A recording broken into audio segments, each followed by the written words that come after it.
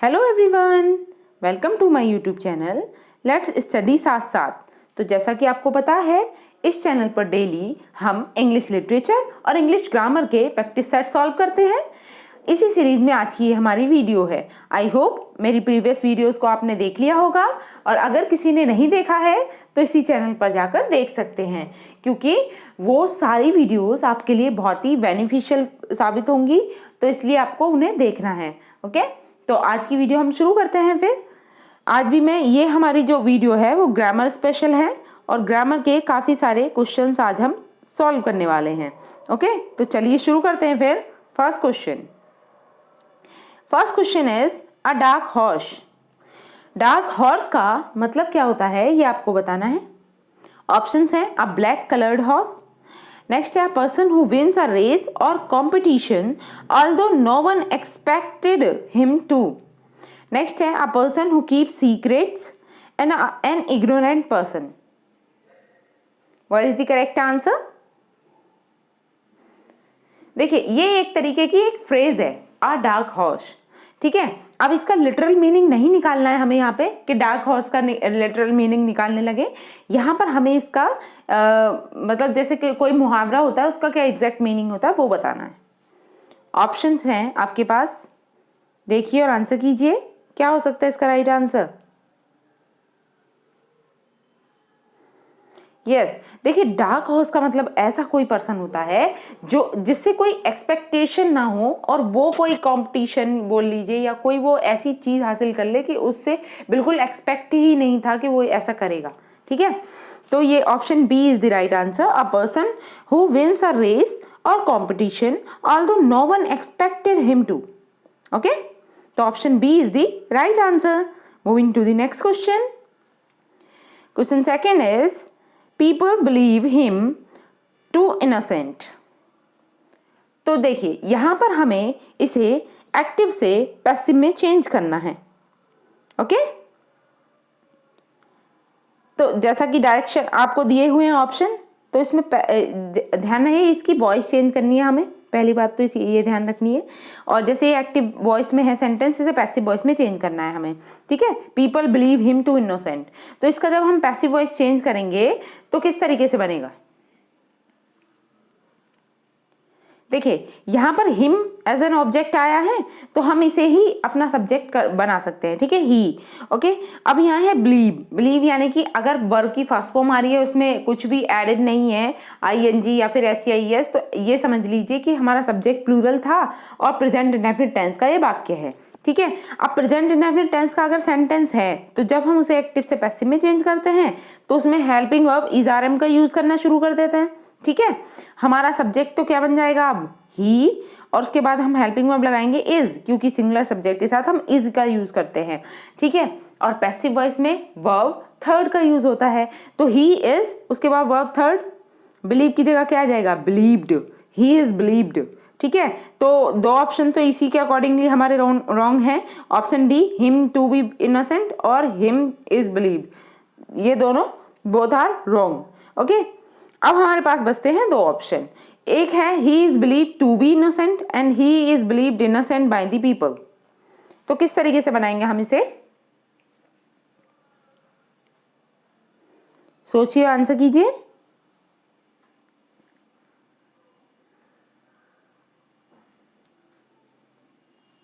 Yes, इसका correct answer है option C, he is believed innocent by the people. Okay, option C is the right answer, क्योंकि हमें यहाँ पे most suitable देखना था। Okay, next question third is, direction है choose the word which is nearest in the meaning. Nearest मतलब synonym बताना है। ठीक है, तो इसका नियरेस्ट कौन सा होगा? ऑप्शंस हैं, देखिए हमारा वर्ड है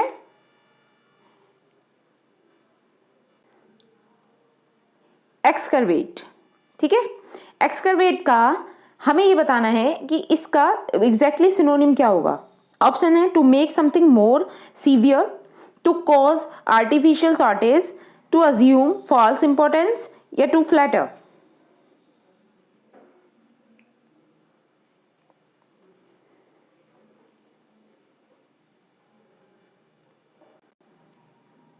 what is the correct answer?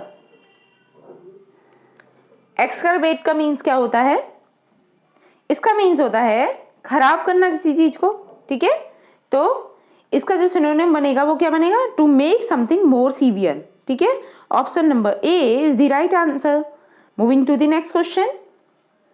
Question number 4 is select the option that is correct passive voice form of the given sentence. Okay, I hope it will be visible to you.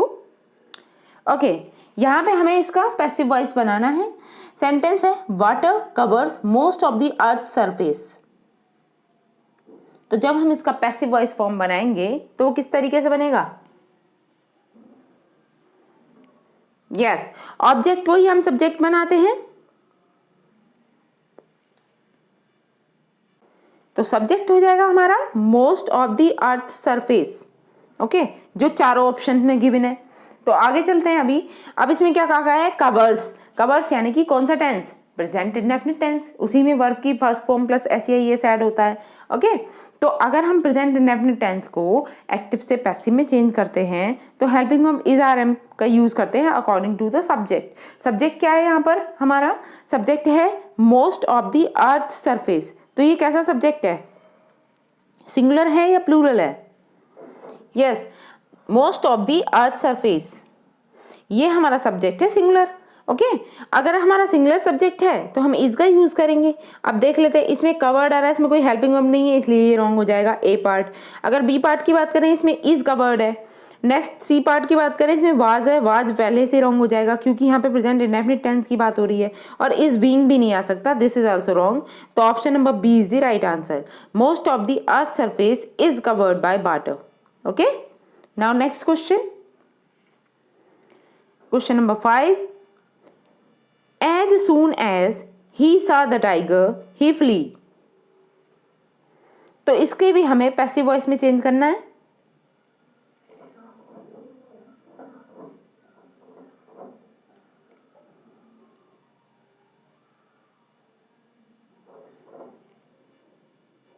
तो इसका passive voice कैसे बनेगा? Option है he did not flee when he saw the tiger, he saw the tiger yet he did not flee, no sooner did he see the tiger that he fled as soon as he saw the tiger। तो इसे किस तरीके से change करेंगे? देखिए basically इसमें इसे passive voice में चेंज नहीं करना है, सॉरी इसमें कोई डायरेक्शन नहीं था इसलिए मैं कंफ्यूज हो गई, ठीक है। तो इसमें ना हम इसे नेगेटिव फॉर्म में चेंज करेंगे। इसका करेक्ट नेगेटिव सेंटेंस क्या बनेगा ये हमें बताना है। इसे इसके नेगेटिव फॉर्म में चेंज करना है हमें। अब नेगेटिव फॉर्म वो होनी चाहिए जिसमें मीनिंग भी चेंज ना हो और ये नेगेटिव भी बन जाए, ठीक है। तो सेंटेंस था as soon as he saw the tiger he fled. तो इसका नेगेटिव फॉर्मेशन क्या बनेगा?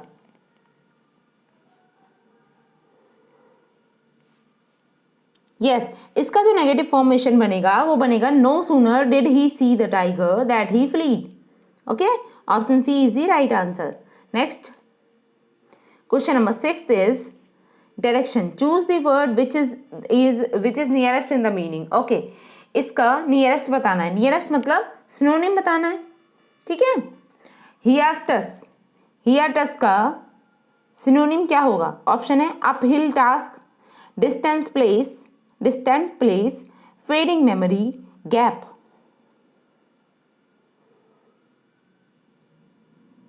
बताइए what is the correct answer? Hiatus. इसका सिनोनिम क्या होगा?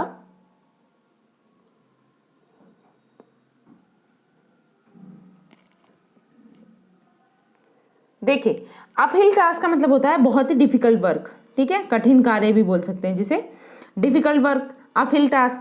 और डिस्टेंट प्लेस का मतलब क्या है? दूरस्थ स्थान, ठीक है। फेडिंग मेमोरी मतलब लुप्त स्मृति, मतलब याददाश्त का वीक हो जाना, ठीक है। और अगर हम हियास्टस की बात करें, हियास्टस का मतलब होता है अंतराल, ठीक है, या फिर किसी चीज में गैप होना, ठीक है। तो इसका करेक्ट आंसर है option D, gap. Now moving to the next question.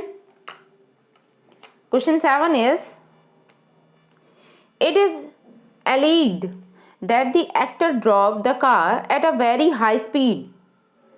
Okay, अब इसको हमें पैसिव वॉइस में चेंज करना है। ये कहा जा रहा है इट इज alleged मतलब ये इल्जाम है दैट कि the actor drop the car at a very high speed. तो किस तरीके से बनेगा ये?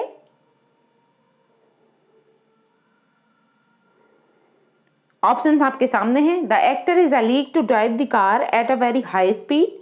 The actor alleged to have driven the car at a very high speed. The actor is alleged to drive the car at a very high speed. The actor is alleged to have driven the car at a very high speed. क्या होगा इसका right answer?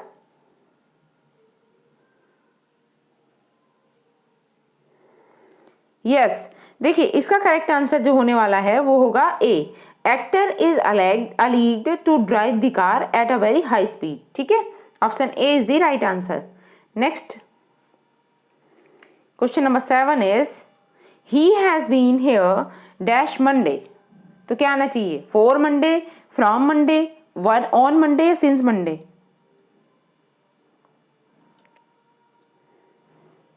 सोचिए, answer कीजिए।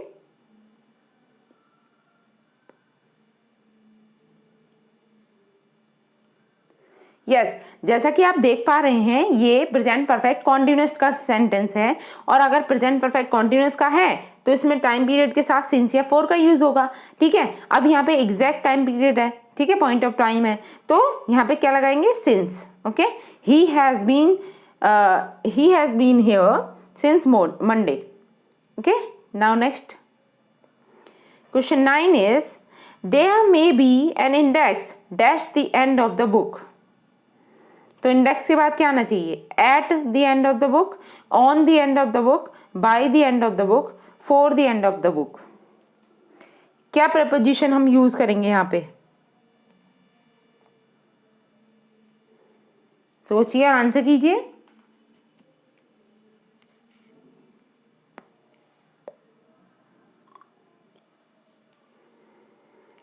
Yes, यहाँ पे जो preposition use होगी वो एट ही है। Okay, there may be an index at the end of the book. Okay, option A is the right answer.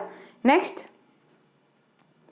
Question 10 is give one word which can be substituted for murder of a brother. देखिए ये last year टीजरी में पूछा हुआ question है। Murder of the brother इसे क्या बोलते हैं? ऑप्शन है फ्रैट्रिसाइड, होमिसाइड, रेजिसाइड या पैट्रिसाइड। सोचिए, आंसर कीजिए।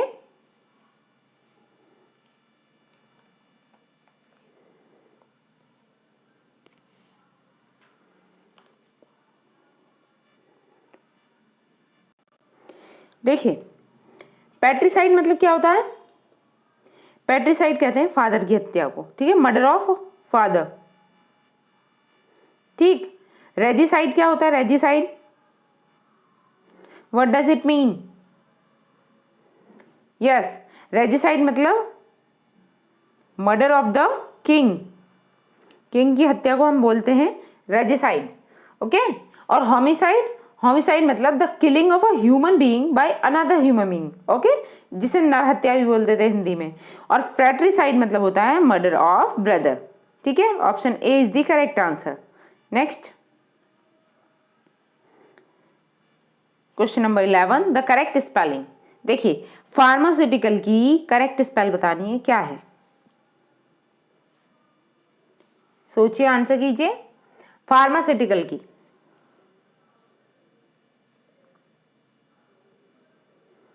क्या होगा इसका right answer?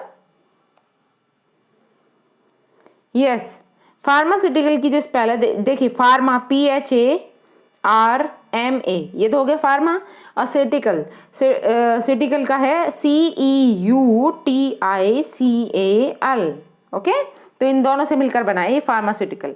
Option A is the correct answer. Next question number 12 is whose car has been stolen still remains a mystery। तो देखिए इसमें क्या करना है बेसिकली, इसमें हमें बताना है कि कौन सी क्लोज है। यहाँ पर एडजेक्टिव है, रिलेटिव क्लोज है, एडवर्ब क्लोज है, प्रिंसिपल क्लोज है, नाउन क्लोज है। whose car has been stolen still remain a mystery। इसमें अगर क्लॉज की बात करें तो इस वाली क्लॉज के बारे में बात की जा रही है, whose car has been stolen। बताइए इसमें कौन सी क्लोज है? यस, ये कह रहा है ना the still remains a mystery. तो मिस्ट्री क्या है? मिस्ट्री है whose car has been stolen. ठीक है, तो ये क्या के आंसर में बात आ रही है, तो इसलिए ये नाउन क्लॉज है। ठीक है, option number D is the right answer. Next question 13 is direction है choose the word which is opposite in the meaning. Okay, इसका अपोजिट बताना है आपको, जो अंडरलाइन वर्ड है। A small altercation between the children started off a riot. तो बताइए altercation means क्या होगा? ऑप्शन है क्वेरल, फ्रेंडली डिस्कशन, कंटेस्ट या रेस। तो ऑल्टरकेशन मतलब क्या होता है? जस्ट अ मिनट, यहाँ पे ना अपोजिट पूछा गया है, ये भी चीज आपको ध्यान में रखनी है। तो यहाँ पे सिनोनिम नहीं बताएंगे हम, अल्टरकेशन का जस्ट अपोजिट बताएंगे। तो अल्टरकेशन का अपोजिट क्या हो जाएगा?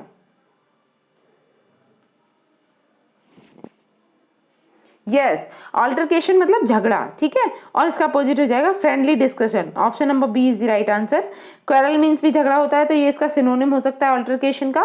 ठीक है, नेक्स्ट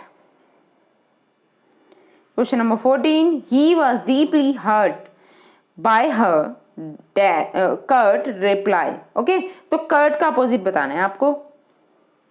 क्या होगा कर्ट का अपोजिट? ध्यान रहे अपोजिट पूछा गया है, क्या होना चाहिए? Abrupt, short, expensive, rude. What is the correct answer? देखिए कर्ट मीन्स क्या होता है? रूखा, रूखा कह लीजिए, या मतलब ऐसा बिहेवियर जो सही नहीं है। ठीक है, कर्ट। तो इसका अगर हम अपोजिट पूछें तो क्या होगा इसका अपोजिट? एक्सपेंसिव। ठीक है, option C is the correct answer. Now next question, question number 15 is the recent victory in the tournament final is a feather in the cap of our football captain. Okay, feather in the cap का means बताना है। इसका meaning क्या है? A cap full of feather, a feathered cap, a black mark, an achievement। क्या होगा इसका right answer?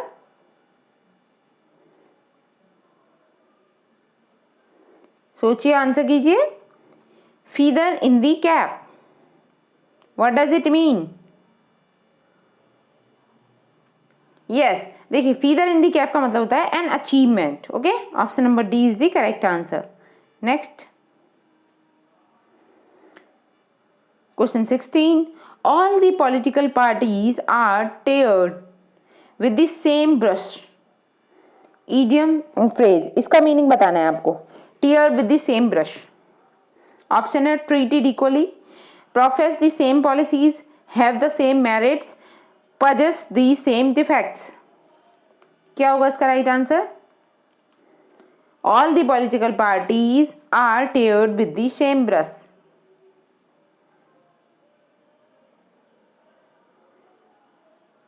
What is the correct answer?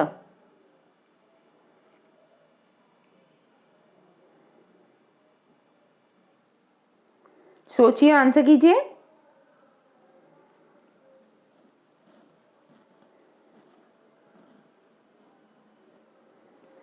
Yes, इसका करेक्ट आंसर है option D, possesses the same defects.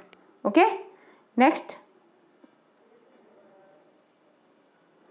Question number 17, choose the correct alternative, the name of the defaulters have been cut off the register. Okay, देखिए cut off का alternate क्या हो सकता है यहाँ पे, ये देखना है। Cut out, stuck out, stuck off, none of the above. तो कट आउट, कट ऑफ का मतलब क्या होगा?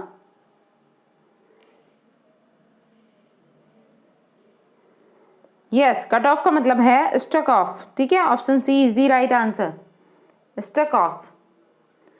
नेक्स्ट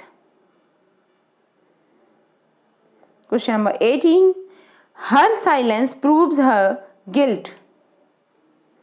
सिंपल टू कॉम्प्लेक्स, देखिए इसका हमें कॉम्प्लेक्स बनाना है, और कॉम्प्लेक्स का रूल क्या होता है? कॉम्प्लेक्स में एक प्रिंसिपल क्लॉज और more than one subordinate clause होती है। ठीक है, तो हर साइलेंस प्रूव्स हर गिल्ट। ठीक है, इसको सिंपल से कॉम्प्लेक्स में चेंज करना है तो कैसे होगा? She is silent and this proves her guilt. The fact that she is silent proves her guilt. Her guilt is proved by her silence. Her silence goes to prove her guilt. क्या होगा इसका right answer?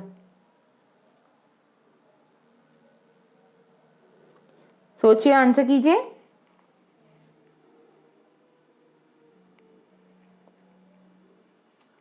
Yes, जब हम इसे complex में change करेंगे तो ये हो जाएगा the fact that she is silent proves her guilt.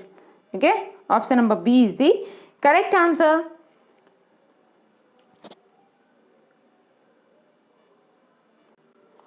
Moving to the next question. Question number 19. I was the first to reach the winning end. इसे कॉम्प्लेक्स में चेंज करना है तो कैसे बनेगा?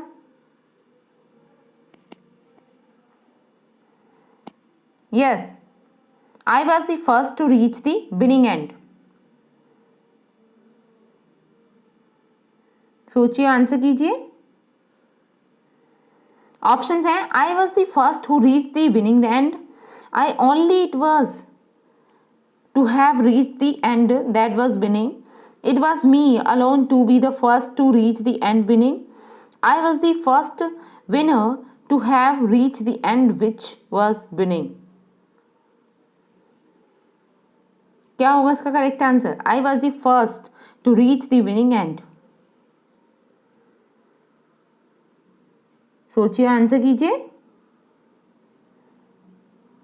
यस, इसमें भी first option number A is the right answer. I was the first who reach the winning end. Okay, next question 20. The baby has a very delicate body. अब डेलिकेट का अपोजिट क्या होगा? Crude, strong, hard, Bonnie.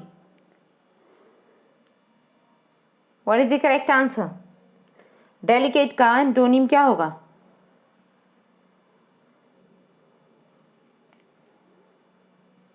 सोचिए और answer कीजिए।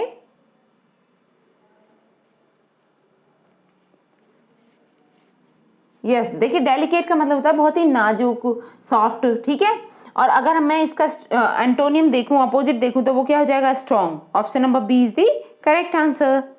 Okay, तो आज के लिए इतना ही रखते हैं। आई होप मेरी ये वीडियो आपको अच्छी लगी होगी, और अगर वीडियो अच्छी लगी है तो प्लीज़ इसे लाइक करें, शेयर करें और सब्सक्राइब कर लें मेरे चैनल को।